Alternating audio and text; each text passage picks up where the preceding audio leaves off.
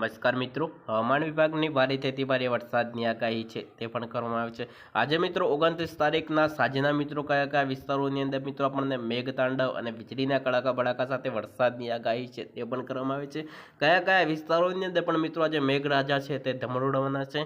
Channel ઉપર પહેલી વાર વિઝિટ કરી રહ્યા છો તો ચેનલને સબસ્ક્રાઇબ કરી દેજો, વિડીયોને લાઇક કરવાનું ના ભૂલતા। તો ચાલો મિત્રો આઈએમડીના નકશા પ્રમાણે જાણીશું કે કયા કયા વિસ્તારોની અંદર આપણને મેઘતાંડવ છે તે પણ જોવા મળવાનો છે। તો આજે મિત્રો જે કચ્છના કેટલાક વિસ્તારોની અંદર પણ મિત્રો અતિભારે વરસાદ પડવાની આગાહી છે તે પણ કરવામાં આવી છે।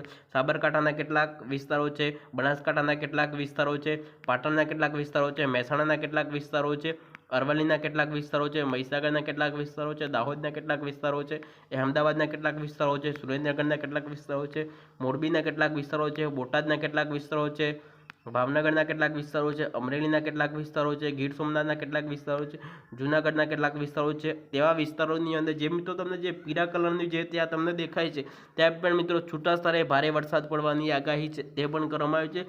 ભરૂચના કેટલાક વિસ્તારો છે, સુરતના કેટલાક વિસ્તારો છે, નવસારીના કેટલાક વિસ્તારો છે, વલસાડના કેટલાક વિસ્તારો છે, દીવ દમણ અને દાદરા નગર હવેલીના જેટલા પણ વિસ્તારો છે ત્યાં પણ મિત્રો છૂટા સ્તરે ભારે વરસાદ પડવાની આગાહી છે તે પણ કરવામાં આવી છે। ત્યાર પછી મિત્રો જે તમને પીળા કલરનું જે દેખાય છે ત્યાં પણ મિત્રો છૂટો વરસાદ છે તે આપણને જોવા મળવાનો છે। એ વરસાદ કયા કયા વિસ્તારોની અંદર ધબધબાટી બોલાવવાનો છે? દેવભૂમિ દ્વારકા છે, જામનગર છે, રાજકોટ છે, પોરબંદર છે, ત્યાર પછી મિત્રો ખેડા છે, પંચમહાલ છે, આણંદ છે, વડોદરા છે, છોટાઉદેપુર છે, નર્મદા છે, તાપી છે, ડાંગ છે, તેવા વિસ્તારોની અંદર મિત્રો છૂટા સ્તરે વરસાદ પડવાની આગાહી છે તે પણ કરવામાં આવી છે। ત્યાર પછી મિત્રો આપણે જે આજે 29 તારીખ છે અને કાલની અપડેટ પ્રમાણે જે 30 તારીખની અપડેટ પણ તમને આજના વિડીયોની અંદર આપી દેવાના છે। કાલે મિત્રો 30 તારીખે કયા કયા વિસ્તારોની અંદર મેઘરાજા છે તે ધબધબાટી બોલાવવાના છે તે પણ સંપૂર્ણ માહિતી તમને આપી દેવાના છે।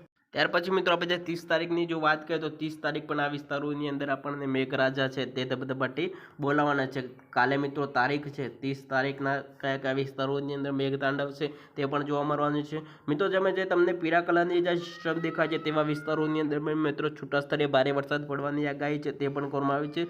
ગીર સોમનાથના કેટલાક વિસ્તારો છે, અમરેલીના કેટલાક વિસ્તારો છે, ભાવનગરના કેટલાક વિસ્તારો છે, આણંદના કેટલાક વિસ્તારો છે, વડોદરાના કેટલાક વિસ્તારો છે, છોટાઉદેપુરના કેટલાક વિસ્તારો છે, ભરૂચના કેટલાક વિસ્તારો છે, નર્મદાના કેટલાક વિસ્તારો છે, તાપીના કેટલાક વિસ્તારો છે, સુરતના કેટલાક વિસ્તારો છે, નવસારીના કેટલાક વિસ્તારો છે, ડાંગના કેટલાક વિસ્તારો છે, દીવ દમણ અને દાદરા નગર હવેલીના જેટલા પણ વિસ્તારો છે ત્યાં પણ મિત્રો છૂટા સ્તરે ભારે વરસાદ પડવાની આગાહી છે તે પણ કરવામાં આવી છે।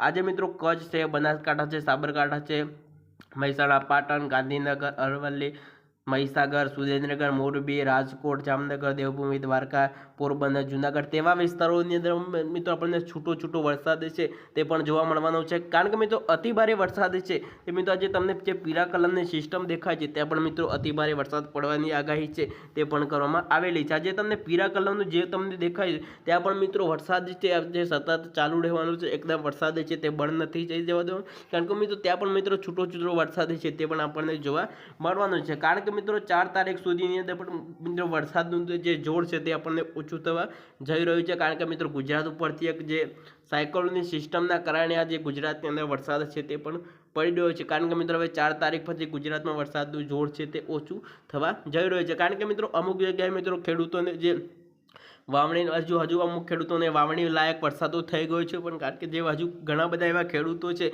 તે વાવણી કરી જ નથી। કારણ કે મિત્રો અમુક જગ્યાએ મિત્રો જે ખળ ચલાવવાનું હોય, જે નિંદામણની જે બધા કામકાજ કરવાના હોય, કારણ કે મિત્રો વરસાદ છે સતત ગુજરાતની અંદર ચાલુ છે।